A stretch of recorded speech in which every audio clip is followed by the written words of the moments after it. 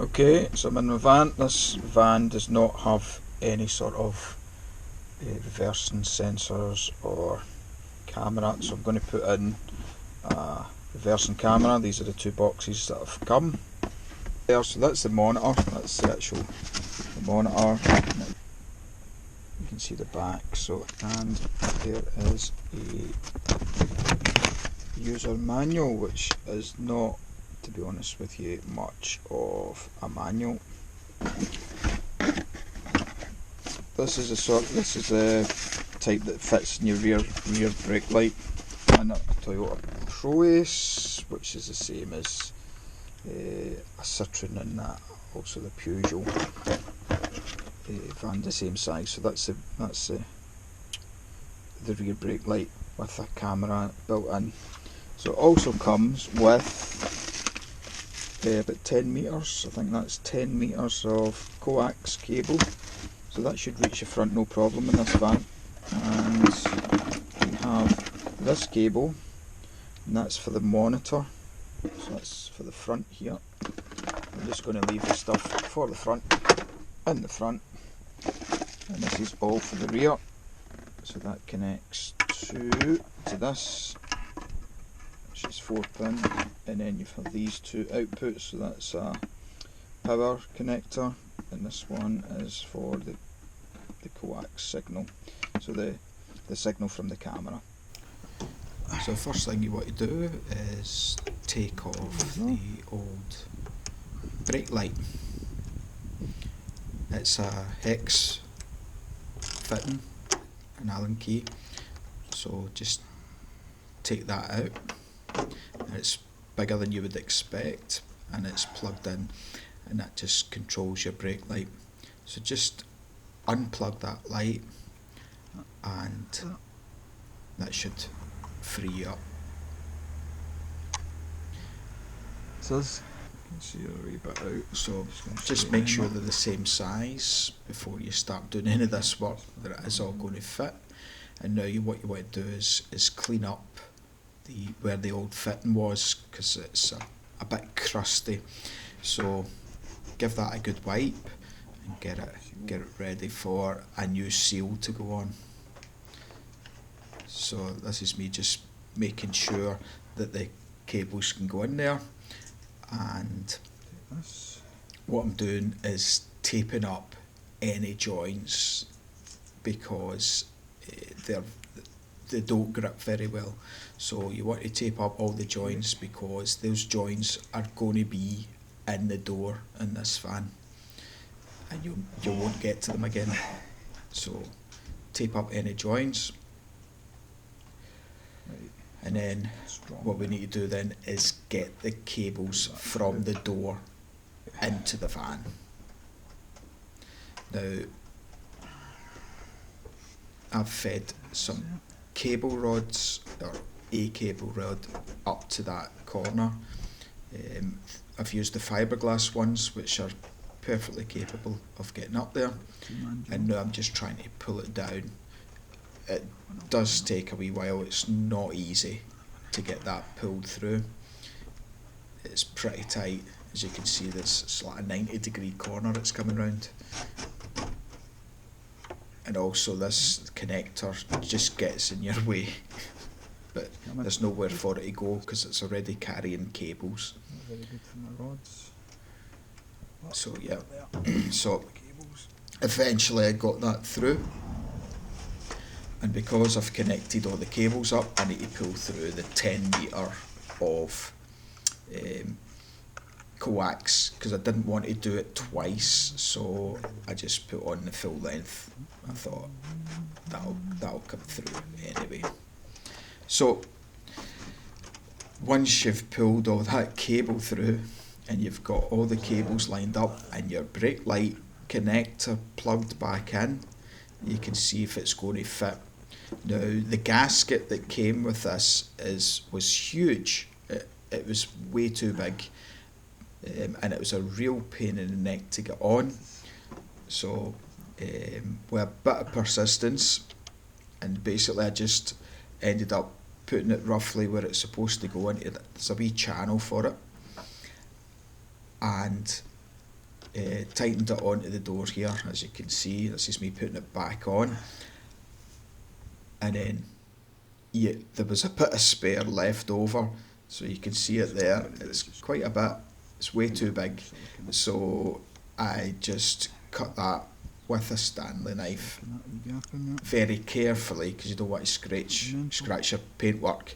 And what I was planning to do was then tighten it up so that it's completely onto the door again, and I'll seal that with some Sikaflex clear.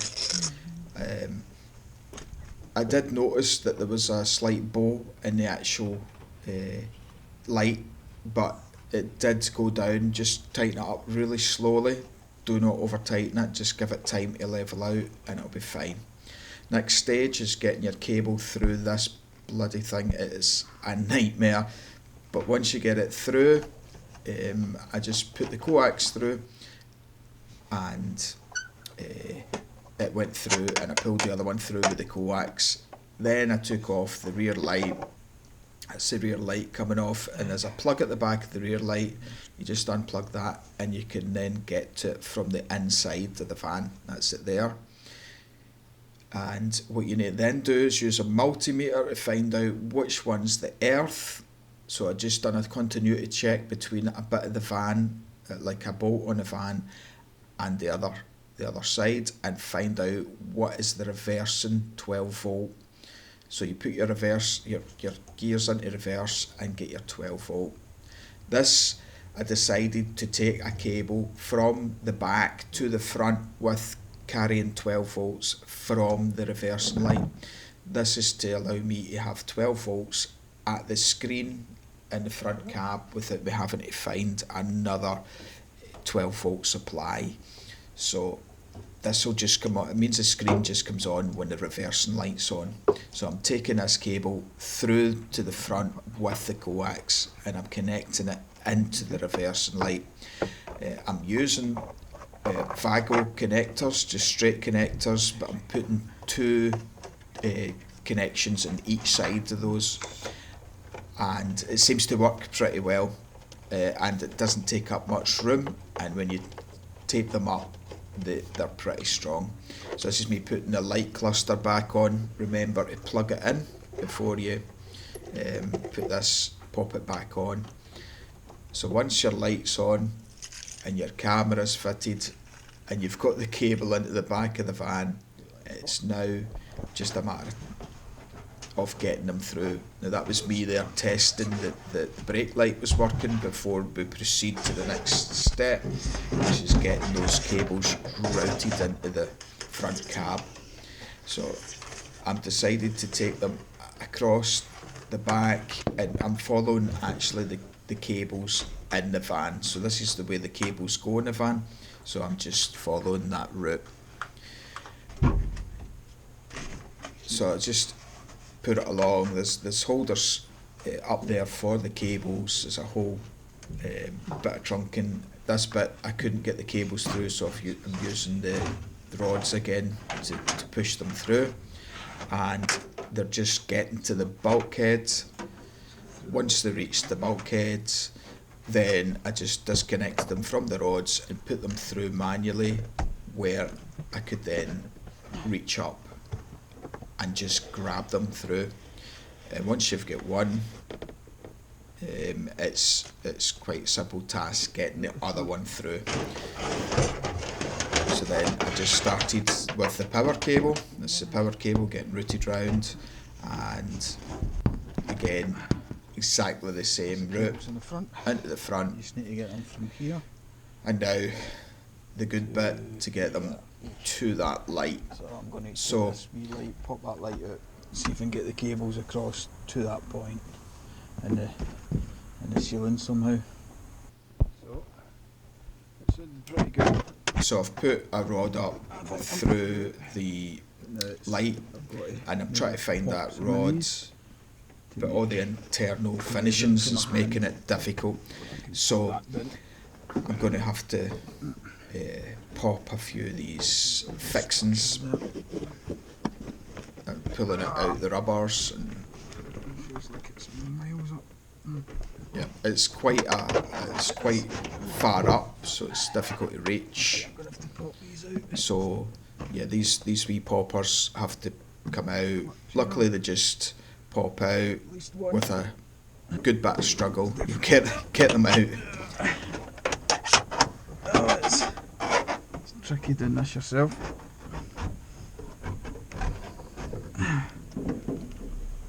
I think it was actually through into the back. Here we go. You're right.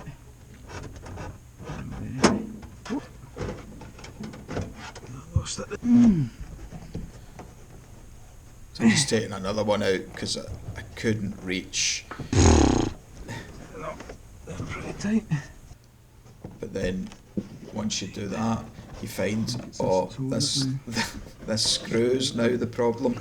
But luckily I could get my hand in and get it high enough to actually reach that rod.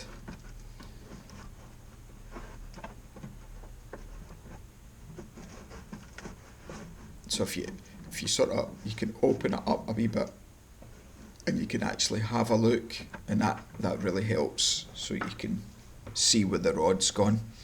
So that's me trying to guide it over to my hand a wee bit.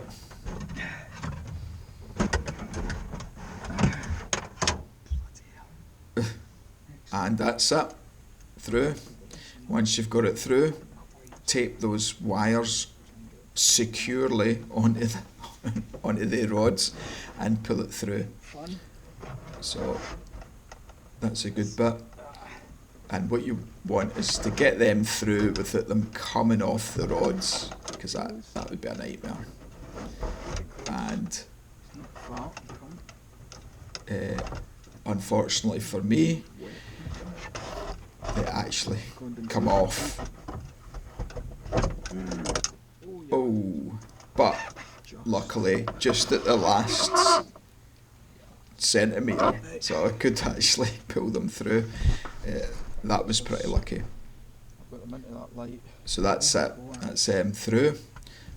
That's you got the cables from the back all the way through to the front. Just cut them to length, or sorry, just cut the power cable to length. I wouldn't cut the coax, I just left it full length, so there's quite a few metres, so I just wound it up like that. Probably not ideal, but it does work, so I'm happy to leave it sort of tied up and just pushed into the ceiling. There's plenty of room in there with that wee light, so there's not really a problem for space. Obviously if space was restricted, I would cut the coax to length. I don't want to cut it. Okay, so that'll just stick up there. Plenty of room in there. That'll stick in there. Except for this piece, which is going to just come down here. Right there, there's a slight gap there for it.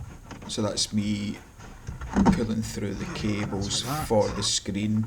So basically all those cables sit up where the light is, and one cable comes down that plugs into the screen. So eventually that everything ends up in the ceiling anyway. It's just so you can access the plug and plug it into the actual screen. Connectors. So this is me connecting the power up, so it's red and black, positive and negative. It's pretty straightforward.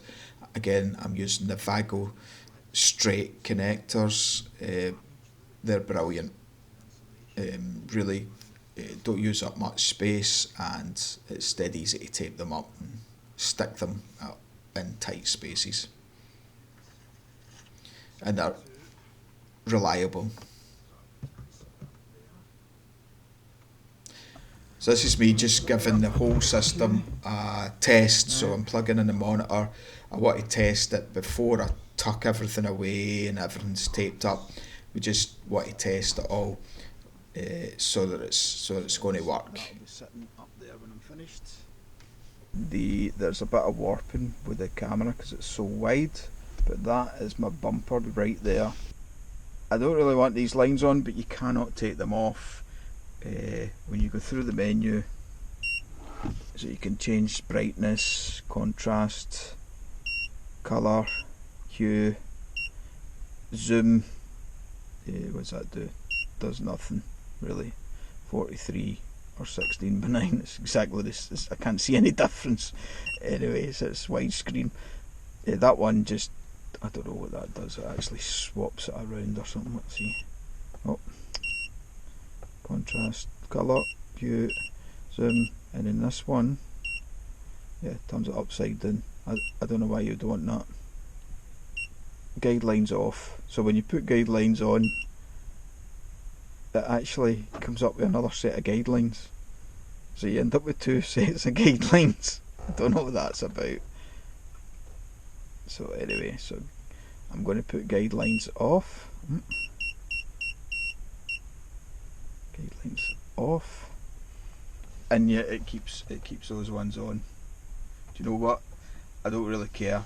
That's brilliant for seeing at the back of the van. It's absolutely brilliant. So, and it's pretty clear. You see something going by there. I mean, it's pretty clear. You can't really move the angle. There's nothing you can do with the angle, but it does. Actually, I think it's still got plastic over the cover. Wait, I'm going to just check.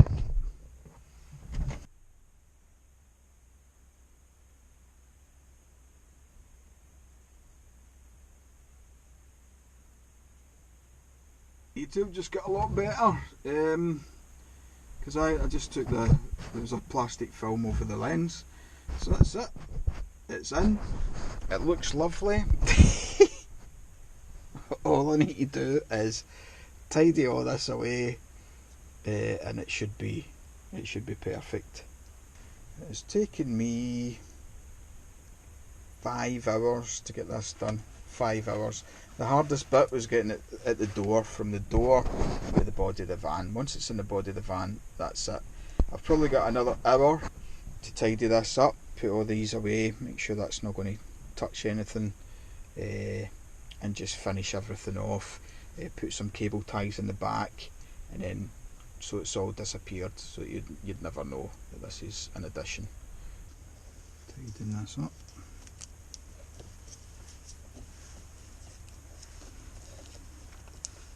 Right, now I'm going to put all this away. It's just quite a bit, but I want to leave this hanging down, so this one. Plenty to there. Let's stick all that up there. I'll probably do this tidier.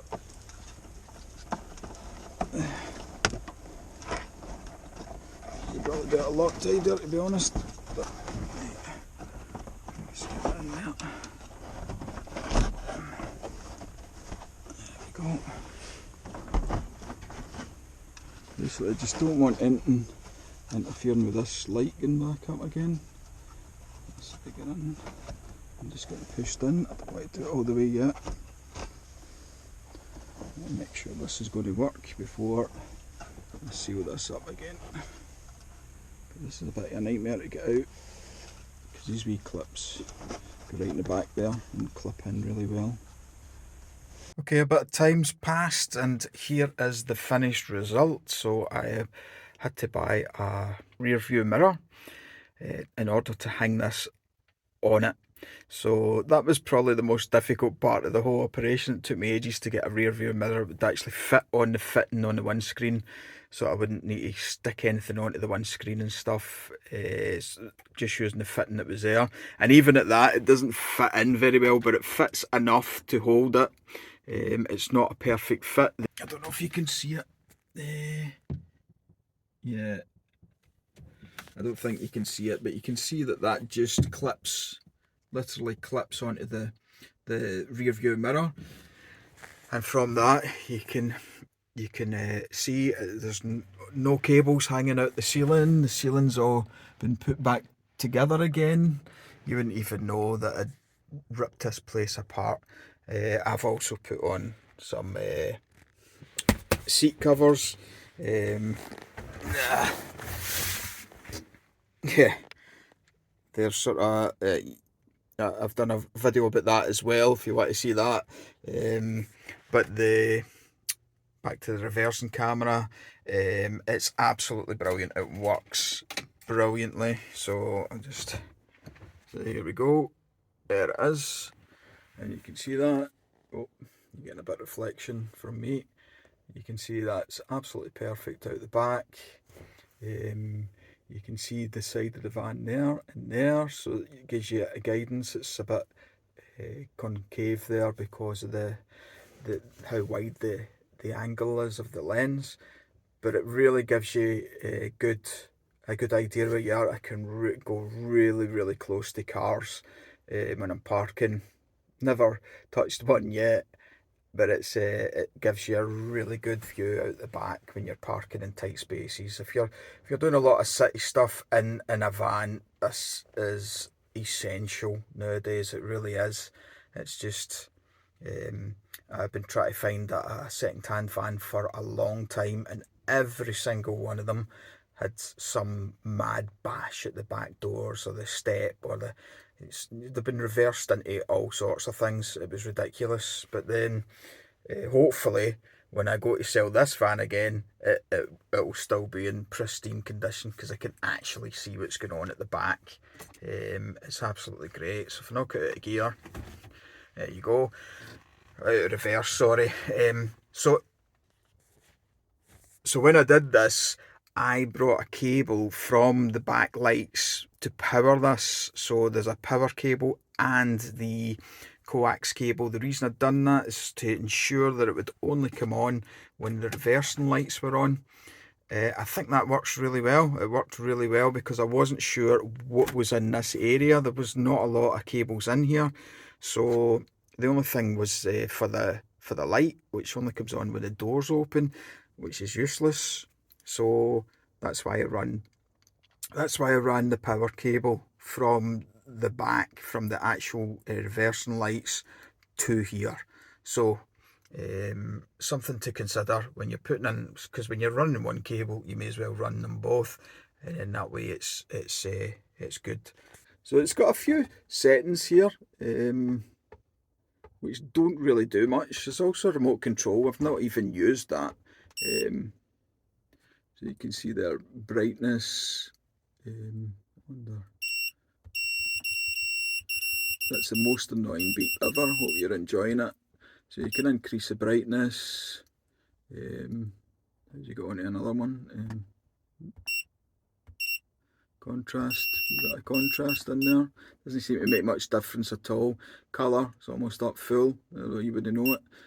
Hue, yeah, maybe bring that down a bit, make it a wee bit warm. Doesn't seem to make any difference whatsoever. Zoom again, 16:9, or hold on. So let me see the zoom.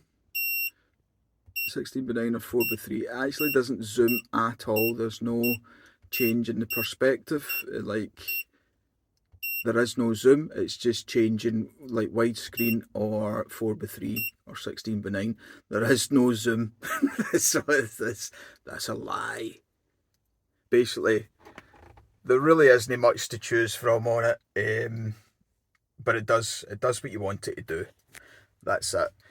So in conclusion, this is well worth it. It did take me 5 hours to put this in, around about 5, probably 6 hours in reality once I tidied up and stuff. And it's really good. It's really good.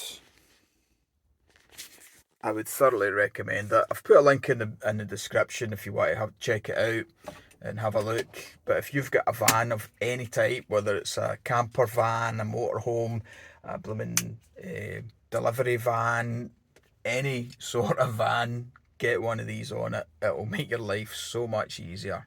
It'll be so much better for you.